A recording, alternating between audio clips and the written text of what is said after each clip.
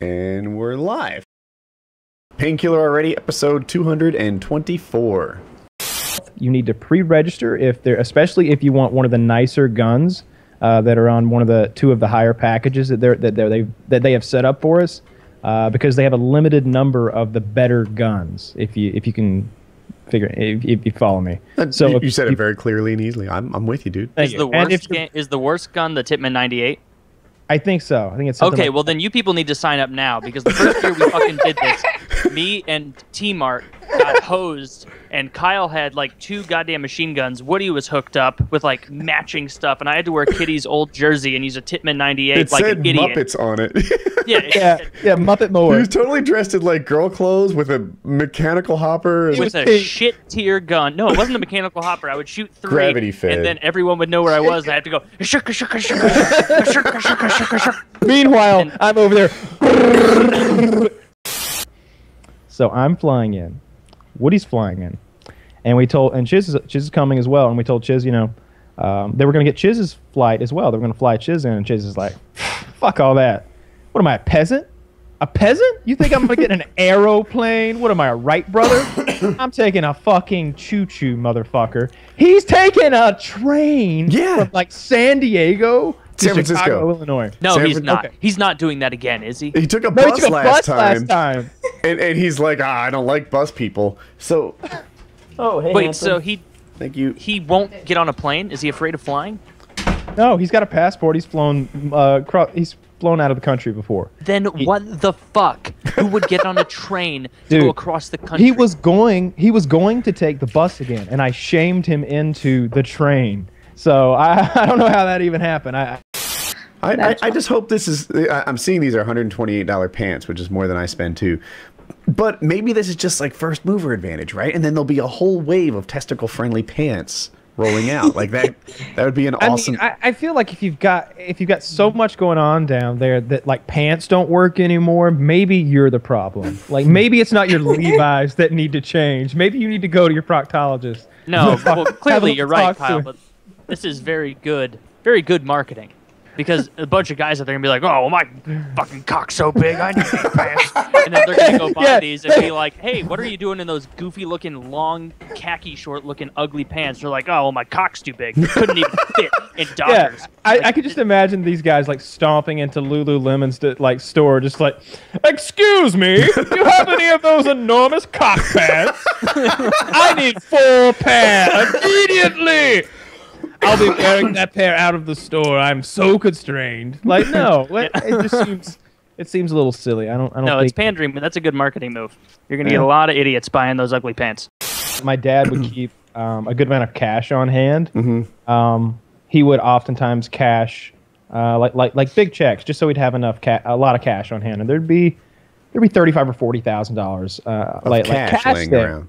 Yeah, right. And like he would keep it locked up in the vault and everything, and it was honestly, it's just he and I that have the safe combination, so it wasn't that big of a deal. But I just remember being a little kid, being like 8, and like I'd be home alone, and I'd get like 50 grand in cash, just throw it up in the air, make it rain, and like roll in it. He gave an 8-year-old the combination to a safe with $50,000 in it, and a few weapons. I don't know about maybe 50. How else am I going to get to my guns? I got to know the combination. Yeah, point. You should be more impressed that an 8-year-old could operate one of those spinny combination locks.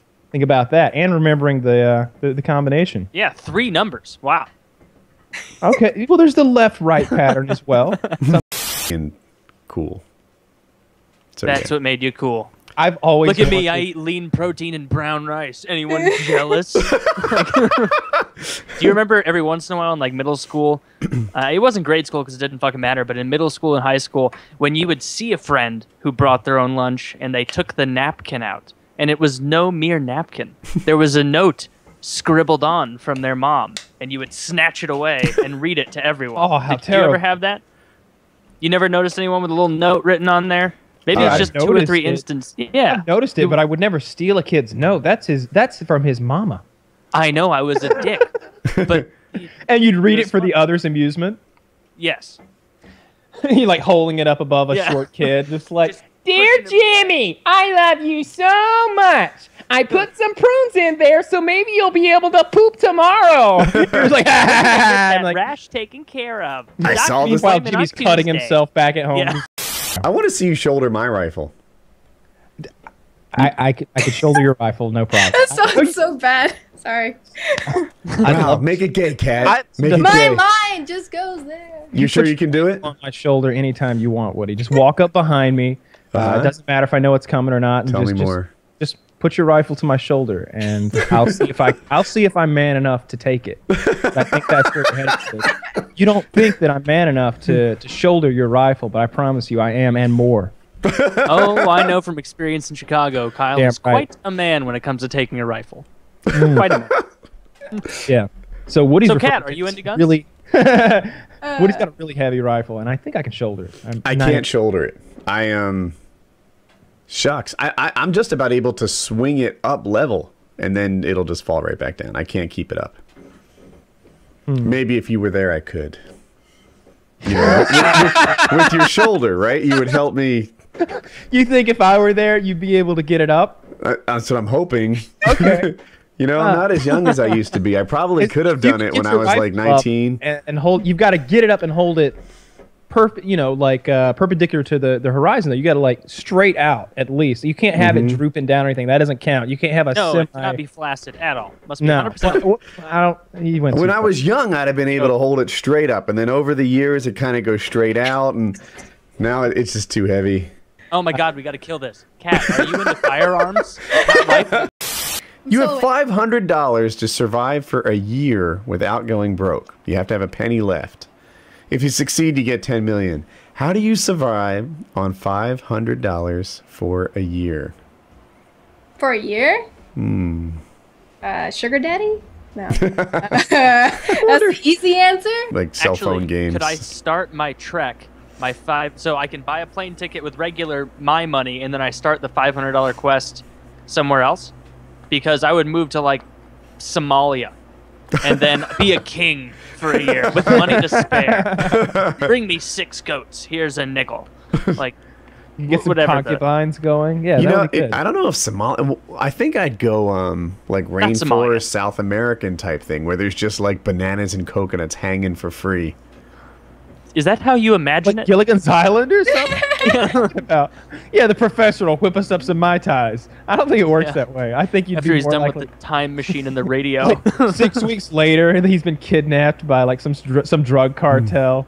I always heard that there's like those tarantulas will hide inside of the bananas, so those guys will be walking around lugging a big thing of bananas on their shoulders, and the spiders will come out and bite them in the fucking jugular. That sounds awful.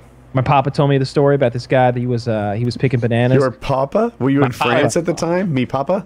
My papa? That's what I called him when I was little. I called him Papa. I was 5. Whatever, his Papa. So You're so gay at 5. Carry on. Papa, tell me the story. So Papa told me this story about this guy. He was picking the bananas, and the spider bit him on the hand. And immediately he like went down to the ground, pulled his banana machete, and lopped off his own hand up to the wrist to prevent this spider bite from killing him. Little extreme. Yeah, you would think so, right? Like I think, what do you want to suck the poison out first? Maybe just try to take a finger. He just went wristing on. So he saw it clear enough to know. So he wasn't like, fuck, it was a bee. All right. That was fun. PKA 224.